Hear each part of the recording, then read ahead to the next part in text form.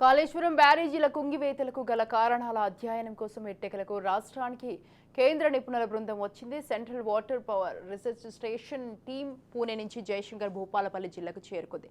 అందులో భాగంగా మొదటగా మేడిగడ్డ అన్నారం బ్యారేజీలో నీటి పారుదల శాఖ అధికారులతో కలిసి నిపుణుల బృందం పరిశీలించింది.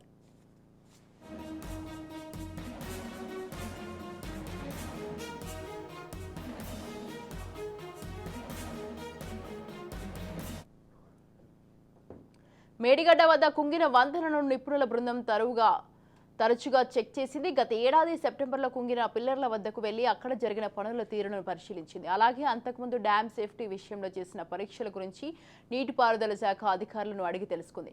డ్యాంల వద్ద భారీగా బొగ్గు నిక్షేపాలున్నట్లు సెంట్రల్ టీం తేల్చింది.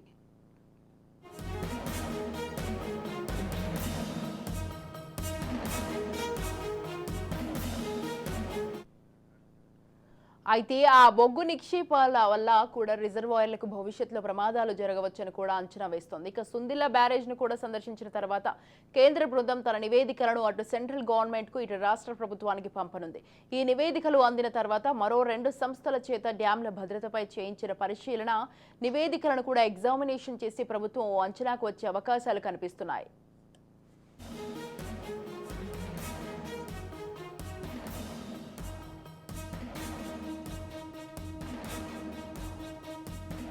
ఇక ప్రస్తుతం కేంద్ర ప్రభుత్వ నివేదికలు ఎలా ఉన్నా తాత్కాలికంగా మాత్రం రిజర్వాయర్ల మరమ్మతులు చేపట్టి అందుబాటులోకి తేవాలని రాష్ట్ర ప్రభుత్వం భావిస్తోంది. పూణే నుంచి వచ్చిన సెంట్రల్ టీం అనేక లోపాలను గుర్తించింది.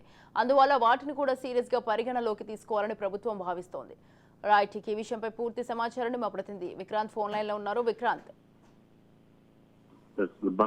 కాళేశ్వరం లిఫ్ట్ ఇరిగేషన్ ప్రాజెక్టు బ్యారేజ్ల నిర్మాణ సమస్యలపై కూడా తదుపరి అధ్యయనాల బాధ్యతలు చేపట్టేందుకు 3 కేంద్ర సంస్థల్లో ఒకటైనటువంటి పూణేలోని central water and power research station తన నిపుణుల బృందాన్ని కూడా ఇటీవల రాష్ట్రానికి పంపింది.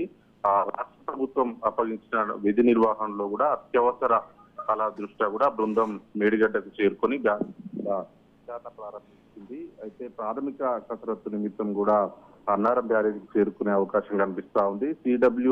పిఆర్ఎస్ బ్యారేజీల స్థిరత్వ విశ్లేషణతో పాటు పునాది పరిశీలనలు మరియు రిజర్వాయర్ సామర్థ్యంతో పాటు ఆనకట్టల ఆరోగ్య నిర్ధారణపై కూడా ఈ కమిటీ పనిచేస్తా ఉంది. హైడ్రాలిక్ అధ్యయనాలలో కూడా ప్రత్యేకత కలిగినటువంటి ఈ పిఆర్ఎస్ నిర్మాణాల జీవితాన్ని కూడా అంచనా వేయడానికి ఈ కీలక అంశాలపై కూడా పనిచేస్తా ఉంది. ఇది మల్లన్న సాగరు, కడ్వాగస్ల సిస్టమ్ తో పాటు గంధమాల ఆనకట్ట, కనహార్ డ్యాం మరియు తిలై డ్యామ్ తో సహా పలు ప్రాజెక్టుల కోసం ఆనకట్ట విచ్ఛిన్న అధ్యయనాలను కూడా ఇప్పటికే నిర్వహించింది. దీని అధ్యయనాలు ఆనకట్ట వైఫల్యాల సందర్భంలో కూడా సాధ్యమయ్యే ప్రభావాన్ని అంచనా వేయడానికి అత్యవసర కార్యాచరణ ప్రణాళికను కూడా అభివృద్ధి చేయడానికి కూడా ఈ కమిటీ సహాయపడతాయి. ఈ పిఆర్ఎస్ ప్రాథమిక విచారణను కూడా 2 రోజుల్లో పూర్తి చేయనుంది. వాటిని విశ్లేషించడానికి కూడా దాని ప్రధాన కార్యాలయానికి కూడా తిరిగి వస్తుంది. అయితే ఈ కాళేశ్వరం ప్రాజెక్ట్ లో కూడా మొత్తం 3 బ్యారేజీలపై కూడా ప్రత్యేక పరికరాలను వినియోగించి పూర్తి స్థాయి విచారణ చేపట్టనున్నట్టు అధికారులు తెలుపుతా ఉన్నారు. వర్షాకాలం ప్రారంభానికి ముందే ప్రాధాన్య పునరావాస పనులను కూడా అమలు చేసే ఏజెన్సీలు కూడా ప్లాన్ చేసుకునేందుకు వీలైనంత తక్కువ సమయంలో పూర్తి చేయాలని కూడా రాష్ట్ర ప్రభుత్వం కేంద్ర సంస్థలకు స్పష్టమైన ఆదేశాలు జారీ చేసింది.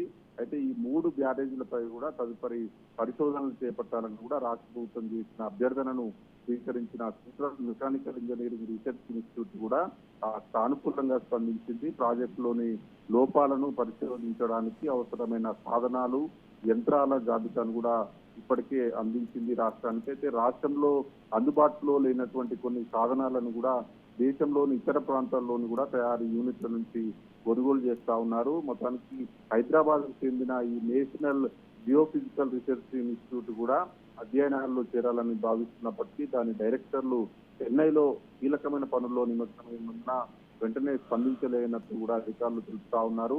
ఏదేమైనప్పటికీ కాళేశ్వరం బ్యారేజీ కుంగివేతకు సంబంధించిన కారణాల అధ్యయనం కోసం కూడా ఎట్టకేలకు మన రాష్ట్రానికి కూడా కేంద్ర నిపుణుల బృందం వచ్చింది. దీంట్లో భాగంగానే ఇప్పుడు మేడిగడ్డ, అన్నారం బ్యారేజ్లను కూడా ఇప్పటికే నీటిపారుదల శాఖ అధికారులతో కలిసి కూడా బృందం పరిశీలిస్తా ఉంది. మొత్తం బొగ్గు నిక్షేపాల వల్ల కూడా ఈ రిజర్వాయర్లకు భవిష్యత్తులో ప్రమాదాలు జరగవచ్చు అని కూడా ఒక అంచనాకు వచ్చినట్టు తెలుస్తా ఉంది.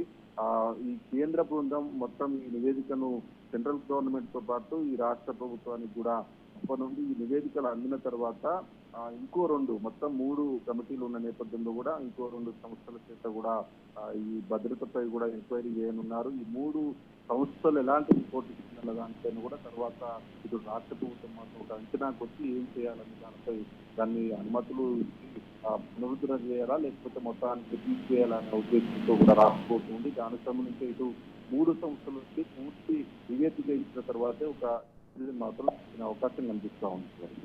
Right, thank you Vikrant, thanks for the details.